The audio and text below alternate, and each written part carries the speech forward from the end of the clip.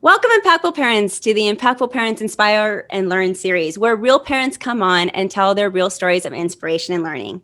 Because a wise man learns from his mistakes, but a wiser man learns from other people's mistakes. And today we're going to learn from our guest speaker, Aaron Wandtke. And Aaron's going to talk to us about divorce and a father's perspective on going through divorce. This is such an important topic. I hope you listen today. Thank you for being here, Aaron.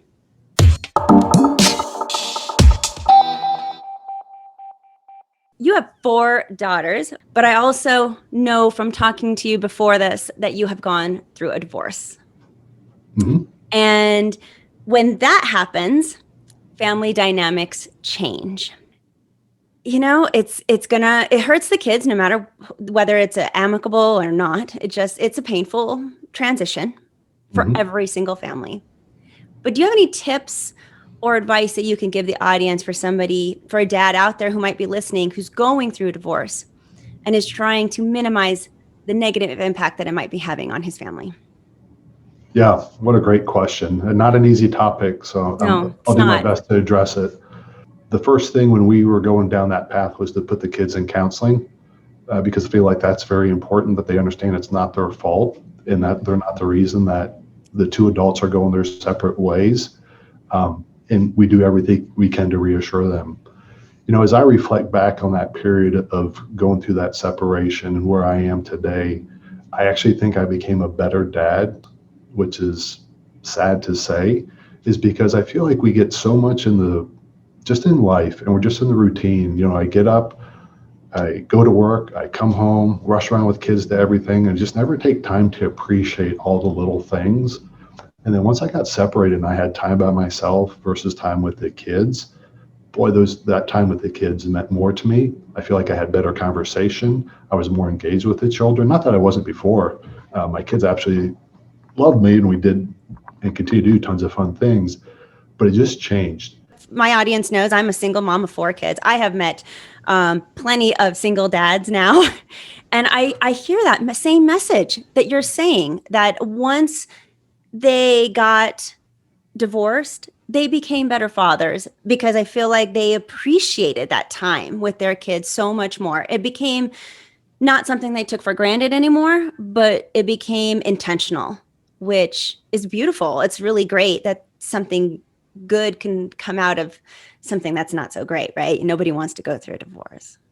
Yeah, I think there's 2 sides to what you just said. It's intentional from the dad to the child, but the flip side is also intentional from the child to the dad, where there's an opportunity for the children to communicate with me. And when I went through that, I had one child who didn't want to talk about anything. We would just write letters back and forth, and that was our way to communicate, which was perfectly fine. And there was another child who would just pull me aside and we would just sit in a room and talk to each other about how we were feeling and what was going on. And what I found to help me through that time, and I think to help my kids through that time, was to be vulnerable and tell them that I am feeling sad and this is why I'm feeling sad and how important they are to me in my life, and they're going to remain an important aspect of my life. I don't know if I did it right or wrong. I did the best I could. And I think that's the thing for us to all remember as parents is we're doing the best we can off the information we have today. And so I think it's important as a parent to give yourself a break when you need a break. It's so easy to beat yourself up. And I talk to people about this. You're beating yourself up for so many things you're not doing versus valuing the things you are doing. So make sure you take time to appreciate the things you are doing because you're doing way more right than what you think you're doing wrong. Yeah, and it's never too late. Once you find out new information and you find out that maybe you are doing something not so great as a parent, it's never too late to change and apologize to your kids and say, I didn't know, I'm going to do better from here moving forward. And I think that brings a lot of integrity to you and it's such a great role modeling to your children. I love it. So did anything change about your parenting style after you got a divorce? I think it leveled the playing field more. And I felt like we became closer with our communication and more open to plans and goals and dreams for them individually and me individually. So I feel like we had, as a result of it, more meaningful conversations, which as I think it brought it closer together as a family. Do your daughters see that? Because sometimes it does take a while for kids to accept the separation of their parents, and they can become very bitter and very mean, honestly, to the parents while they're going through such pain in their heart. I don't know if you experienced that with any of your daughters, and I don't know how long it's been since you've gotten a divorce, but can you speak to any of that? Yeah, I think the challenge and it's so hard and it's so delicate, is what each parent is saying to the child when they talk about the other spouse. Because when we have those conversations, the ex is not in the room to have that conversation or know what was said. And so what is heard by one child may not be heard by the other child, and they may assume something. And so I think it's so important on how we talk about us as parents, and we're consistent with that message. We may have differences personally, but we're on the same playing field. Our goal is to raise the best kids possible. And if we can agree on that, then let's focus on that, and we can deal with our differences separately. But the importance is spending that quality time with them and being consistent with how I talk about their mother with respect. Now, the challenge is sometimes as parents, we get weak and we have emotional breakdowns, and we may say stuff about the person who we were once with that we probably shouldn't say, but we said it. And, sometimes the kids can see the flaws that might have been covered up before in the marriage become more obvious when you're not together. And that's a challenge for everybody. And sometimes, because I've had the kids say to me, well, I understand why you did this because of this, this, and this, which I say, well, that's not necessarily true in its entirety, but there's little things that start to surface for everybody that they see. I feel like the veil comes down and you can kind of see mom and dad for the good and bad more easily than when we were together. I think that if I could give a person going through divorce, whether they're a dad or a mom, any best piece of advice, what's your one tip? For me, that would be my message, that under all circumstances, no matter how bad things get, to try your very hardest not to say negative things about their parent, because kids love their parent. That's their mom or their dad. They love them. And it doesn't matter how much at fault they might be or all the bad things they may have done. Kids love their parents. I mean, even kids that are neglected and abused love their parents. That's how it is. And so every time the other parent speaks badly toward somebody that they love, it's very confusing for the child. It's so much more heart-aching. And it's such a hard thing to do. It's such an easy thing for me to say here. Well, don't talk bad about the other person, but it's so hard when you're going through a divorce because you are human too. And you got a lot of feelings going through your body. And like you said, sometimes it just slips out. So my second piece of advice to those people who are listening right now, going through a similar situation, if it slips out, give yourself some grace, go back to your child and say, I'm sorry, I shouldn't have said that. And you admit that your fault. And then you tell them why you said it. I am hurt right now. I am going through a lot too. And it's through my emotions. I said something I shouldn't have said. I'm so sorry I said it. You can even say that you didn't mean it, whether you did or not. But even going back to your child and having that conversation and admitting your faults could be really, really helpful for your child if you're in this particular situation. Have you had to deal with your spouse remarrying or a boyfriend or anything like that in that capacity? A little bit. I have since remarried. She has not. And again, my concern is just the well-being of the kids. Yeah, because that brings up a whole new dynamic when you start bringing new people in. So I'm wondering, what are your thoughts on that? Do you have tips for a parent that is in that kind of situation?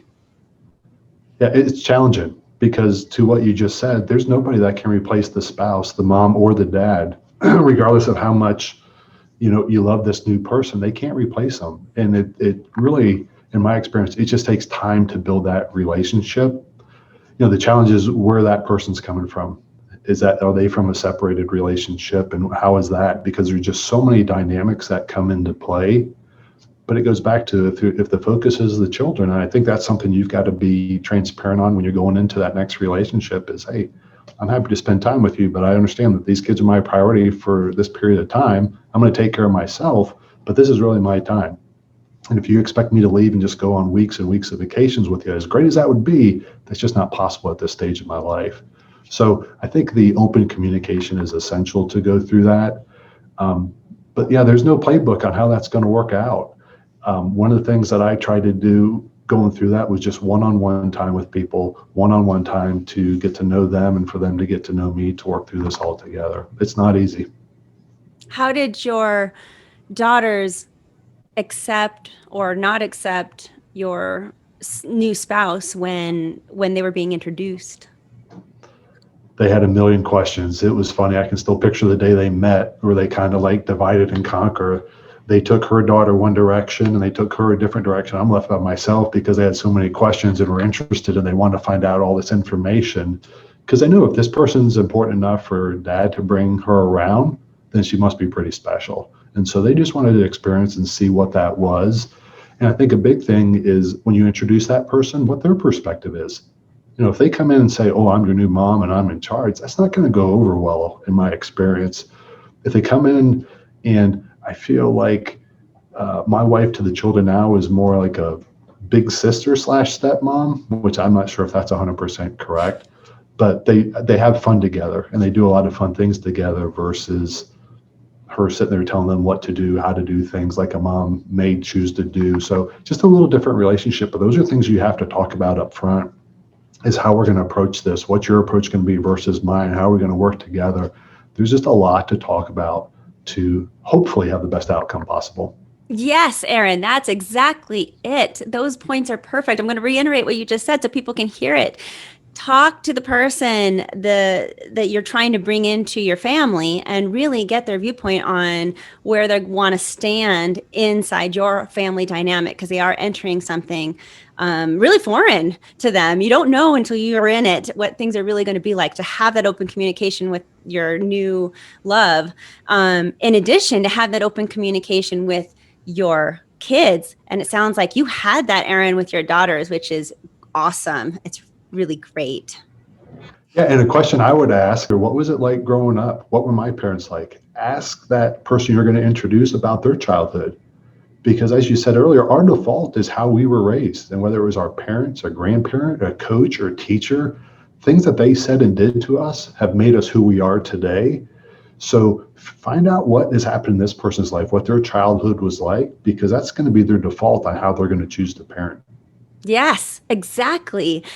And what I have found with the children is you really want to ask them also what they want this person to act like in their role in their life. I think a mistake that a lot of parents make is saying, hey, I love this new person. They're going to come in, and there's not that conversation with their kids. And for my kids personally, my kids don't want another parent. They don't like it when someone comes into the home and tries to act like a mom or a dad. They're very open to somebody coming in and taking care of their mom or their dad, whether it's my ex-husband or me, somebody who's going to be there for us. My kids want their parents to have a partner. They're not opposed to that. What they are opposed to is someone coming in and trying to replace the other parent, or coming in and trying to tell them what to do. Like, they just have too many other people in their life who are doing that. I guess they don't want another one. I can't say I blame them. But to know that before you bring this person in, and then to be able to have that conversation with your new love and say, look, this is where my kids are coming from. And I want them to accept you. And I want them to love you the way that, with the max capacity that they can. And because I want that to happen, I don't want you to mess up. And let me tell you where they're coming from. To have that conversation can be really powerful and just put you on that right road to success that so many parents overlook. We just get so excited. We found somebody else. You're just so happy to be back in love again. Like, you know what I mean? I could speak from personal experience. Like, you're just so happy. I think a lot of times we're so excited, we get rushed as parents, and we don't consider our kids and their perspectives with enough intention. And it's too bad. But if you're listening to this, again, this is all about learning from other people's mistakes so you don't make them their own. So that's why I'm talking about it. Do you have any other suggestions for our parents like that? You just hit the nail on the head. That was fantastic. And I should be taking notes. The thing is, it's just like your relationship with your significant other. You have to check in and have date nights. We've got to do the same thing with our kids, because even though you're around each other every day, you see each other every day, over time, you can separate and you don't realize at what point did I go wrong or we get off the track of our relationship. And especially when you're introducing somebody new, you have to have a lot of check-ins. There's got to be a lot of conversation. And it's easy to skip those. But to your point, those are extremely important to have those conversations with everybody. And maybe it's a family discussion in addition to one-on-one discussions. You got to determine what's right for you in your situation. Even bringing grandparents in, I think, is okay. Probably at a distance, but still to get them involved into the conversation, so everyone's on the same page, and your kids aren't hearing conflicting viewpoints and things like that. I think are good. Do you have any regrets from your divorce or what you might have done that you just hope that somebody would learn from you? I can honestly say I don't. That's good. And the reason being is because I feel like I personally did everything humanly possible to prevent the divorce from happening. And that would be my piece of advice for people. When you think you've done everything, go back and try again. Go back and try something different, because it's not a fun process to go through. And I wish that on nobody. My parents have been married over 50 years. Both my brothers have been married over 20 years. I didn't want to go down this path, but I did. And I live with that, and I'm okay with that. But it's nice to know I can look in the mirror and say, I feel like I personally tried everything to make this work, even though my guess is she would disagree with that. But I feel like I did everything. So no, I don't have any regrets. I wish it didn't happen for the children, and I hate to see that happen to any marriage. And I think it would be tough to live with that regret, thinking, boy, I wish I would have, or I could have done this. And so I think it's important you individually have to work that out yourself to be able to look in the mirror at the end of the day and put your head on the pillow. Did I do everything I could to try to make this work? And where are we off track? What happened that got us off track? Is there a way to get us back on track? And too often we don't go back to what that root cause is. We're dealing with all the results of everything that happened versus, well, what's the root cause of that? And it's easy to do that when you can point blames at everything. And what I've, in talking to other people, it's, well, she does this, she does this, he does this, he does this. You kind of lump it all together. Well, when you have this big ball, it's impossible to overcome. So how can we break it into smaller parts? Let's just take one step in this one area and say, we'll deal with all these other ones later on, but let's just talk about this one area and see if we can find some common ground to move forward on. It's not easy to do. It's really not easy to do. And the challenge is both people have to show up willing to do that type of work. And oftentimes when you're having these conversations, not everybody's willing to have that conversation. They are too hurt, too scarred, too damaged, and they just want to make you feel the way they feel, which is unfortunate. But there are ways to work through that, and you've got to do the work individually on yourself. And if you're going to choose to stay together, you've got to do that work together, because there's got to be a lot of healing and forgiving to make that happen. I completely agree that there's usually, not always, but usually one of the two parents that says, I'm not working on this relationship anymore. Like, I'm done. They want to play the blame game. And like you said, exactly like what you said, let me make you hurt how I hurt, because you need to feel this pain. It's very unfortunate. But if you have a spouse that's not going to work with you, and the next step of that would be to get your divorce, do you have any suggestions for how you would talk to your kids about that situation? Even how do you even tell your kid? How did you tell your daughters that this was happening to your relationship, to your family? Yeah, that was a tough conversation. And I think a lot of it depends on the age of your children, because my youngest at the time said, well, what are we going to do for Christmas? What are we going to do for Easter? They just think of the traditions that you've built as a family. Are those going to continue? When they're super young, oh, I get 2 Christmases now. That's really exciting. But after you get through that, again, if it was teenagers, a lot of things to talk about on how that's going to play out. And you really have to tie into their emotions, which is really hard to do. Often I equate it to, if somebody's thinking about divorce, usually there's one person who's this far down the road and there's somebody who's right here. And this person has played out a lot of stuff emotionally that this person hasn't played out yet. Well, when you introduce your kids probably think everything's fine unless they see mom and dad verbally arguing 24/7. Most parents are going to hide that to some degree from their children. So they may be caught off guard. So that could mean both parents are down here and your kids are like right here. And they have no idea that anything's wrong. They don't see it. When you tell friends or family, like, really, what's going on? I don't see it. I haven't experienced that. And so there's usually a significant emotional gap between the parents and the kids. And you can't speed up that gap to close that gap. You have to be patient and show up with open ears to listen, to let them process this, however they're going to process it over whatever period of time it's going to take them to process it. I think it's important that you acknowledge that some kids will be relieved that their parents are getting a divorce because they're in a very toxic environment where they're hearing all the pain and the yelling and the disagreement, and they don't want to be a part of it anymore.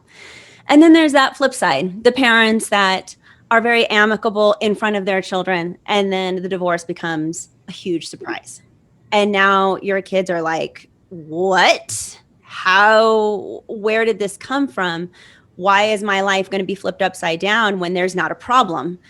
Because you never showed them that there was a problem. And I'm not saying show your kids there's a problem. I'm just saying that from a child's perspective, a lot of kids are coming from that. And to be able to give your child or children the space and the grace to process what they're going to be going through in order to, as you said, bridge that gap between where they're at and where their parents are trying to tell them that the relationship actually is. Because they're being blindsided. And to remember that as a parent, that your child might be being blindsided because you hit it so well, which is good. I'm glad you hit it so well for your kids. We don't want our kids to see that kind of, sad battling, but to understand that when you make that decision and you're telling them, we're getting a divorce, there's going to be a huge gap there. Yeah, and something I'd just like to touch on, especially for younger people who may watch this, is how do you see your parents argue? Because that's what your default is. And if one of your parents gave the silent treatment for an hour or 2 hours or a day or a week, that may be your default response when you get in an argument. And your kid's default response. Exactly. And then you're surprised when your kids won't talk to you. Well, that's what you do when you do it. So, I talk to my daughters about this, and I think this stuff's important, is when you're at that point where you're going to get remarried or you're going to marry somebody for the first time, how are we going to argue? What are the rules for our arguments on how we're going to communicate with each other? Because if we both shut down, that means nothing's getting resolved and we're internalizing everything and we're going to make this a lot bigger than it needs to.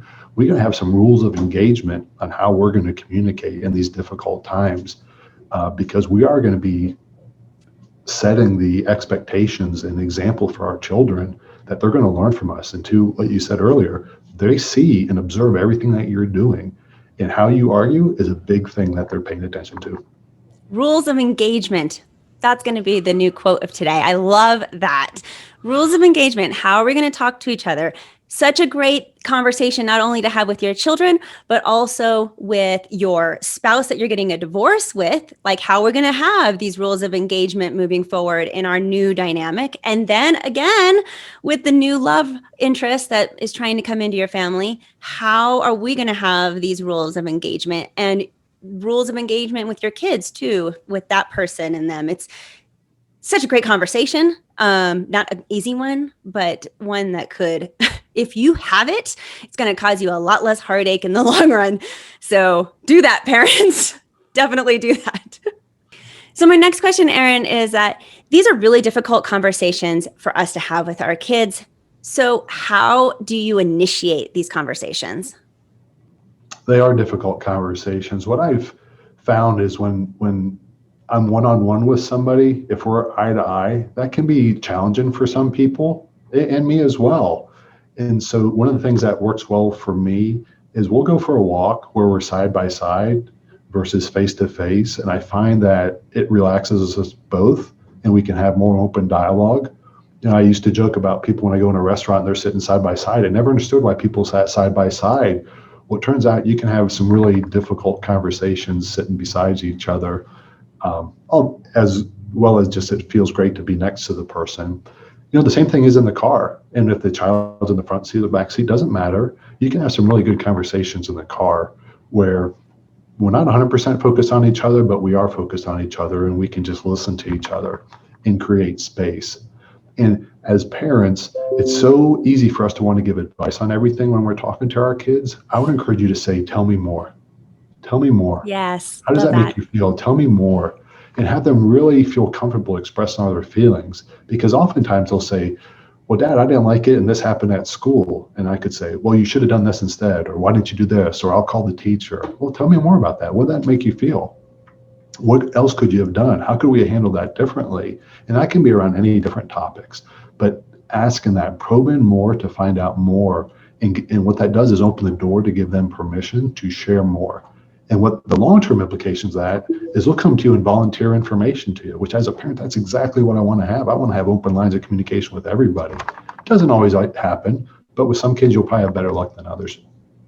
Especially with teenagers, I find that the side-by-side conversation is a lot more effective and impactful than the front to front. And keep in mind, parents, that when you're facing someone, it's a lot more intimidating than a side-by-side conversation. And a side-by-side conversation also leads to a touch. So if your child's love language is physical touch, being able to hold their hand or put your hand on their shoulder or give them a little side hug during a conversation that's really difficult, like divorce, could be very comforting for them without being too invasive. So great suggestions. I love it. If anybody out there just resonates with you and wants to know more about what you do and how you can help them, how could they get a hold of you?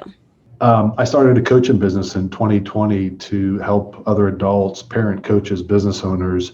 And so they can reach me at purposeandwisdomcoaches.com or email me directly at aw@purposeandwisdom.com.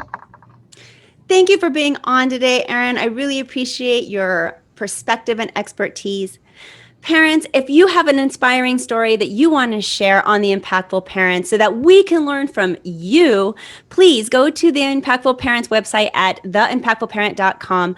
Go to the Work With Me tab and go to the bottom where you can sign up because we do want to learn from you too. But until next time, you got this, parents. We're just here to help.